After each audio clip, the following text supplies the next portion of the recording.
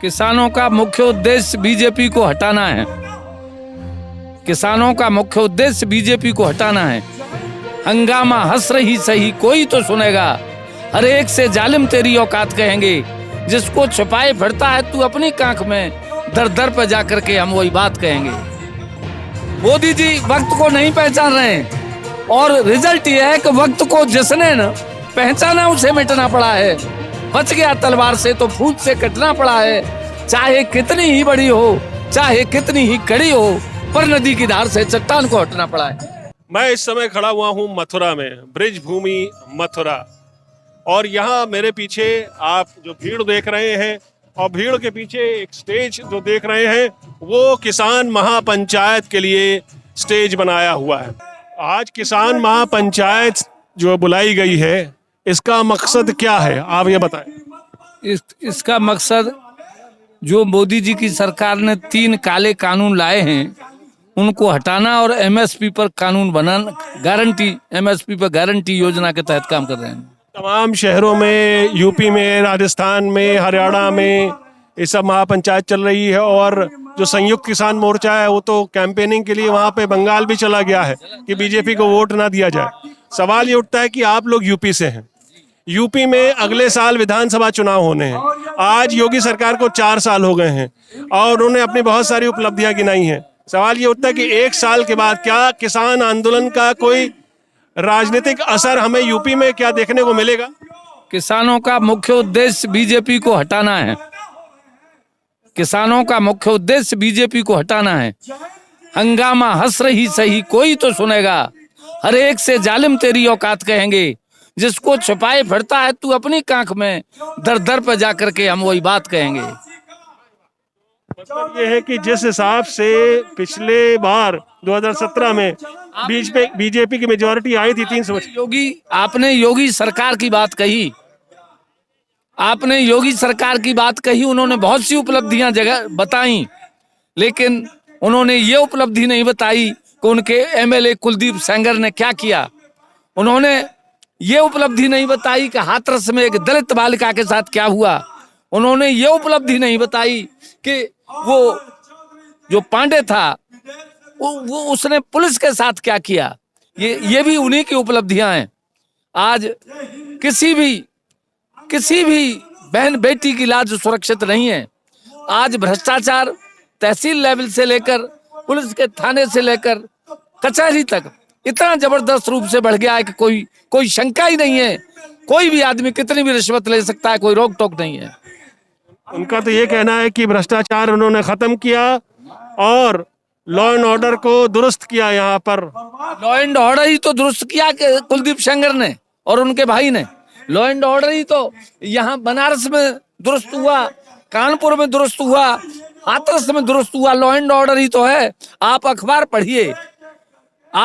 पढ़िए, हर दिन 10 रेप और 10 हत्याएं कम से कम है। आप मोदी जी की बात कहें, योगी जी तो बहुत छोटी चीजें। उन्होंने जो वायदे किए थे वो इतने झूठे कि आज तक हिंदुस्तान में 70 साल में कोई इतना प्रधानमंत्री झूठा नहीं हुआ। ये बताइए कि 325 सीट के साथ बीजेपी पिछली 2017 विधानसभा चुनाव जीती। अगले साल होने वाले विधानसभा चुनाव में किसान आंदोलन का कितना असर पड़ेगा चुनावों पर, और बीजेपी और सपा और आरएलडी का क्या प्रभाव पड़ेगा चुनाव पर? मैं आपसे जो कहने जा रहा हूं उसे सही तरह से समझे। मोदी के पास 2 मंत्र थे, एक तो राम मंदिर था, एक मुसलमान पीटो मंदिर था, मुसलमानों के खिलाफ नफरत पैदा करो। इन दोनों मंत्रों की सारी हवा निकल गई है। अब इनमें बर्स्ट हो गया है, पिंचर ही नहीं बर्स्ट। न किसान अब जातिवाद पर वोट करेगा, न जवान ये देखेगा कि हिंदू मुसलमान क्या कर रहा है। ये अब छोटू राम की भाषा में अब जिन्सों की बातचीत होगी, बाजरी की बात होगी, गेहूं की होगी, मक्का की होगी, गन्ने की होगी, कपास की होगी, और उसकी कोई जात नहीं होती। इसलिए मोदी को हराना किसानों का लक्ष्य है, योगी को भगाना किसानों का लक्ष्य है। आप 22 में देख लेना, रोने वाले पैदा नहीं होंगे।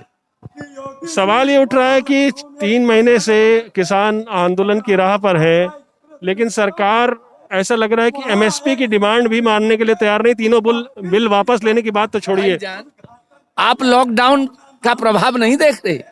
लॉकडाउन में जीडीपी डाउन हुआ, हिंदुस्तान का सारा किसान और मजदूर तबाह हो गया, लेकिन एक आदमी है जिसकी 24 घंटे में 2160 करोड़ आमदनी बढ़ी, उसका नाम है अंबानी। जिसकी 90% आमदनी बढ़ी, उसका नाम है अडानी। जब आप गरीबों की बात करेंगे तो आप उस समय इनको भी बराबर में रखेंगे, इनको भी बराबर में रखेंगे। सरकार दोनों तरफ नजर रखे। जनता अब सावधान है। खेत और खलिहान में काम करने वाले लोगों के बच्चे भी आईएएस और आईपीएस हो गए, वो सब सावधान है। आप जैसे विद्वान लोगों से मिलकर उनको भी पता होता है कि क्या हो रहा है। अडानी और अंबानी के साथ जिस तरह से ईस्ट इंडिया कंपनी ने सारे मुल्क को तबाह कर दिया था, सारे राजाओं को अपनी जेब में रख लिया था, उसी तरह से सारे मुख्यमंत्री बीजेपी के और प्रधानमंत्री और गृह मंत्री सब ये बिके हुए हैं, अंबानी और अडानी की जेब में रखे हुए हैं। आज रेल बिकी, आज एयरपोर्ट बिके, आज पोर्ट बिके, बंदरगाह बिके, आज बैंक बिकने जा रही हैं, बिजली बिकने जा रही है। जब सब कुछ इन्हीं के हाथ में होगा तो इनमें से सरकार पंग हो जाएगी। कोई भी उठ के कहेगा कि फौज भी हमारी होगी, और उस समय इनका कुछ भी बस नहीं चलेगा। अखिलेश और जयंत का साथ आना असर डालेगा अगले चुनाव? पश्चिमी उत्तर प्रदेश में सहारनपुर से लेकर कानपुर तक बीजेपी साफ हो जाएगी। वक्त को पहचान गया है किसान, और भारत असल में गांव और देहात में ही रहता है। विकास का रास्ता भी खेत और खलिहान से गुजरता है। मोदी जी वक्त को नहीं पहचान रहे हैं, और रिजल्ट ये है कि वक्त को जिसने न पहचाना उसे मिटना पड़ा है। बच गया तलवार से तो फूल से कटना पड़ा है। चाहे कितनी ही बड़ी हो, चाहे कितनी ही कड़ी हो, पर नदी की धार से चट्टान को हटना पड़ा है। मोदी जी और बीजेपी का दावा तो ये है कि वक्त को पहचान ही नहीं रहे, वक्त से 4 कदम आगे चल रहे हैं, और आप कह रहे हैं वो पहचान नहीं पा रहे। वक्त को पहचान नहीं रहे। वो जिनके लिए कानून बनाया जा रहा है वो सब तबाह हैं। तेल की कीमत बढ़ी है, खाद की कीमत बढ़ी है, और किसान के उत्पादन की कीमत में गुणा नहीं किया, भाग दे दिया है। मोदी जी इतनी शातिर और चालाकी से काम कर रहे हैं। उन्होंने किसान की आमदनी दुगनी करने की बात कही थी, लेकिन दुगनी नहीं की, भाग दे दिया दो का। अगर आज सरकार कह दे कि एमएसपी आपको गारंटी के लिए हम कानून बना देते हैं, तो क्या मान जाएंगे अब आप? एमएसपी पे यदि गारंटी बन जाए, यदि एमएसपी की गारंटी हो जाए तो किसान जिंदा रह जाएगा। किसान जिंदा रह जाएगा क्योंकि बाध्यता होगी। उसके बाद फिर तीनों बिल वापस लेने की डिमांड आप नहीं करेंगे? तीनों बिल बेकार हो जाएंगे अपने आप ही, और तीनों बिल वापस तो हो ही जाएंगे।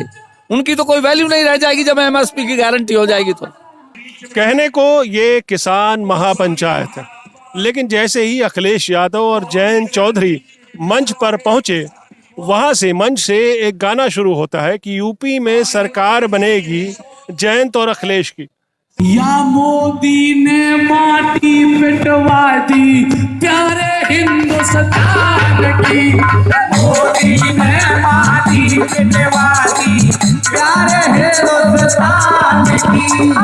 बुद्धि हुई मलिन कतिया, बुद्धि हुई मलिन कतिया, दीवारे नरेश की। इसीलिए तो यूपी में सरकार बनेगी अखिलेश की, यूपी में सरकार बनेगी अखिलेश की।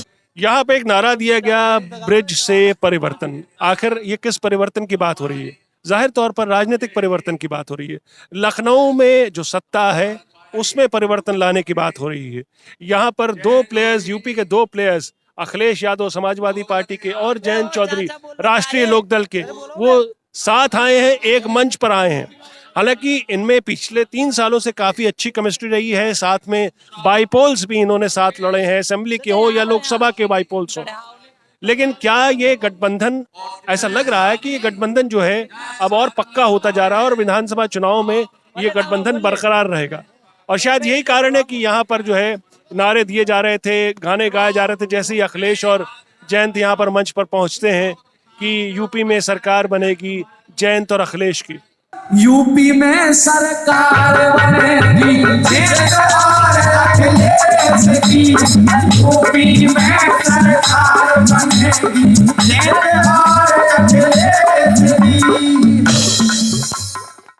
लेकिन किसान महापंचायत में भी ऐसे राजनीतिक नारे, इसका मतलब बड़ा साफ है कि कहीं ना कहीं अगले विधानसभा चुनाव के लिए यहाँ पर किसानों ने तो कम से कम बिगुल फूंक दिया है कि हम तैयार हो गए हैं, हम तैयारी कर रहे हैं। और बीजेपी को इस तरह से एक तरह से चुनौती भी दी है कि आप आएंगे, जब मैदान में उतरेंगे तो हम आपका विरोध करने के लिए सामने खड़े मिलेंगे। आपको क्या लगता है कि ये जो बात चल रही है कि यूपी में सरकार बनेगी जयंत और अखिलेश की, इसमें कितनी सच्चाई है? देखिए, इसमें ये सच्चाई है कि आपको हम बता दें कि भाजपा तो हमेशा किसान विरोधी रही है और किसानों की नहीं है और न रहेगी। ये कहती रही कि हम आएंगे और उन्होंने अपना मुद्दा उठाया कि हम मंदिर बनाएंगे, मंदिर बनाया, 370 बनाया, लेकिन इसमें क्या किसान का भला हुआ? जब तक ये किसान का भला, ये कहते हैं किसान की आय दोगुनी होगी, किसान की आय दोगुनी की चलती है, किसान की आय जो थी वो भी नहीं रही। बिजली का बिल इतना बढ़ गया जिसका कोई जवाब नहीं, डीजल पेट्रोल इतना महंगा हो गया, और गैस रसोई इन्होंने फ्री देना क्या किया? इससे तो ये फ्री न देते, और सब्सिडी सारी खत्म हो गई। आज के साल गरीब के घर में वो रसोई गैस नहीं जला सकता, न खाना बना सकता। तो हम इस बात को चाहते हैं कि ये बीजेपी सरकार न किसान मजदूर की है और न रहेगी, और उत्तर प्रदेश के अंदर में जयंत चौधरी और अखिलेश की सरकार बनेगी। किसान आंदोलन के जो मुद्दे हैं, क्या उसका अगले विधानसभा चुनाव में, यूपी में अगले साल होने वाले विधानसभाओं में कितना असर पड़ेगा? इतना असर पड़ेगा कि एक बात बताइए, किसान अपनी जायज मांग MSP का गारंटी रेट मांगता है, क्या इनको कानून बनाने में क्या ऐतराज है? भाई बताइए, इन्होंने अडानी और अंबानी से अपना जो कुछ साठगांठ की कर ली, और इसके बाद में इन्होंने सोचा कि इस किसान की जमीन को भी गिरवी रख दिया। इसके बाद में हम आपको बताएं कि जब किसान गिरवी रख जाएगा, जब एक देश का किसान अन्नदाता है, जब तक देश खुशहाल नहीं होगा, जब तक देश का किसान खुशहाल नहीं होगा। देश की खुशहाली का रास्ता गांव के हर खेत और खलिहान से होकर गुजरता है। मजेदार बात यह है कि यहाँ पर जो मैं किसान नेताओं से बात कर रहा हूँ और यहाँ पर आए हुए जो लीडरों से बात कर रहा हूँ, जो जमीन के लीडर हैं, नेता हैं, किसान हैं, उनकी बातचीत में अंबानी और अडानी के नाम जरूर आ रहे हैं। आखिर ऐसा क्यों है? अंबानी और अडानी ने क्या कर दिया है? आपका क्या नुकसान पहुंचा दिया है? देखिए, आज हम बता दें कि हमारे जितने फूड कॉर्पोरेशन FCI है और ये अडानी और अंबानी, ये बड़े बड़े गोदामों में हमारे खाद्यान्न को इकट्ठा कर लेंगे, तो आज ये फूड कॉर्पोरेशन इंडिया जो हमें 2 रुपए और 3 रुपए में जो हमारे गरीब मजदूर को जो पेट का राशन मिलता है, वो ये लोग खत्म कर देंगे। पहली बात। दूसरी बात ये है कि अडानी और अंबानी की वजह से ये सारी सरकारें चलती हैं। वे इनके इलेक्शन जब आते हैं तब इनको करोड़ों अरबों खरबों रुपए देते हैं, तो ये गरीब मजदूर किसानों का खून का शोषण करते हैं। तो आपको लगता है कि मोदी जी जो है, इनको जो है वो आगे बढ़ा रहे हैं और किसानों की बात नहीं सुन रहे? जब मेरा किसान, ये कहते हैं किसान वहाँ खालिस्तानी है, वहाँ फंडिंग हो रही है। जब मेरा किसान, देश का किसान, जब दिल्ली पर जब 100 दिन से ज्यादा अनशन पर बैठा, और अनशन पर बैठने के बाद में कोई भी मोदी ने आज तक इस बात को नहीं पूछा कि तेरे किसान अन्नदाता तुझे क्या दुख है। भाई देश का प्रधानमंत्री है तो इतना तो पूछ सकता है कि क्यों लोग हम अन्नदाता हैं। अगर हम अन्नदाता हैं, हम देश ये धरती माँ का पेट चीर करके सबका पेट भरने का काम करते हैं, तो क्या ये मोदी जी हमारी किसान की एक बात को नहीं सुन सकते? सुन सकते हैं कि नहीं? जब मेरा किसान 300 शहीद हो गया, अगर आज किसी पूंजीपति का एक आदमी मरता है तो अंबानी जी, वो क्या कहते हैं, मोदी जी वहां पर ट्वीट करके दुख प्रकट करते हैं। क्या यह मेरा किसान कहीं किसी का नुकसान तो नहीं? अगर सरकार ने इस बीच बिल वापस ले लिया या MSP जो है उसकी गारंटी दे दी, बिल बना के कानूनन गारंटी दे दी जी, तो क्या आप वापस बीजेपी को वोट देंगे? नहीं, ये बीजेपी न कभी किसान की रही है न कभी किसान की रहेगी। क्योंकि आप में से बहुत सारे लोगों ने पिछली बार जो है, जो मुझे जानकारी है, वो बीजेपी को ही वोट दिया था। देखिए, इस देश का जो प्रधानमंत्री है वो इतना झूठा है, इतना झूठा है कि देश के अंदर में आज तक न कोई पीएम हुआ है न आगे होने वाला है। ये इतना झूठा है। और ये जब जब चुनाव का मुद्दा आएगा, जब जब कोई ऐसा स्वरूपा छोड़ेगा और किसान की और जनता के मूड को गुमराह करने का काम करेगा, फिर इसके बाद में शोषण करने का काम करेगा, ये कभी न किसान मजदूर का हुआ है न आगे होने वाला। आप कह रहे हैं कि प्रधानमंत्री झूठे हैं, लेकिन प्रधानमंत्री जहाँ जाते हैं, अभी आजकल बंगाल के दौरे पर हैं, तो राज्य दर राज्य काफी वो जीतते भी रहते हैं। तो क्या आपको लगता है झूठ बोलकर जीत रहे हैं? नहीं भाई, मतदाता कहते हैं कि हम वोट डालते हैं बीजेपी से अलग हटके, वोट बीजेपी में जाता है। बताइए ये हमारे वोटों का होता क्या है? या तो इस मशीनीकरण में कोई कमी है, या यहाँ से कहीं से इसका कोई कंप्यूटर ऐसा फिट है कि मान लीजिए कि आप कहीं वोट डालो वो बीजेपी के खाते में जाता है। क्या आप इस बात को जानते हो कि जब सारे के सारे वोट बीजेपी के नहीं होते? ईवीएम मशीन में भी कुछ प्रॉब्लम है आपको? ये निश्चित प्रॉब्लम है। आप बैलेट से वोटिंग करा दीजिए, और कभी भी अगर बीजेपी सत्ता में आ जाए तो इसके बाद में हम आपको इस बात को गारंटी लेते हैं, कभी बीजेपी सत्ता में नहीं आएगी। सवाल ये उठता है कि अभी चुनाव में 1 साल का वक्त है, क्या तब तक ये मजबूती यूं ही कायम रहेगी? क्या किसानों का ये गुस्सा तब तक कायम रहेगा? क्या बीजेपी रूठुओं को मना पाएगी? क्योंकि अगले 1 साल में तो यमुना में और गंगा में बहुत पानी बह चुका होगा।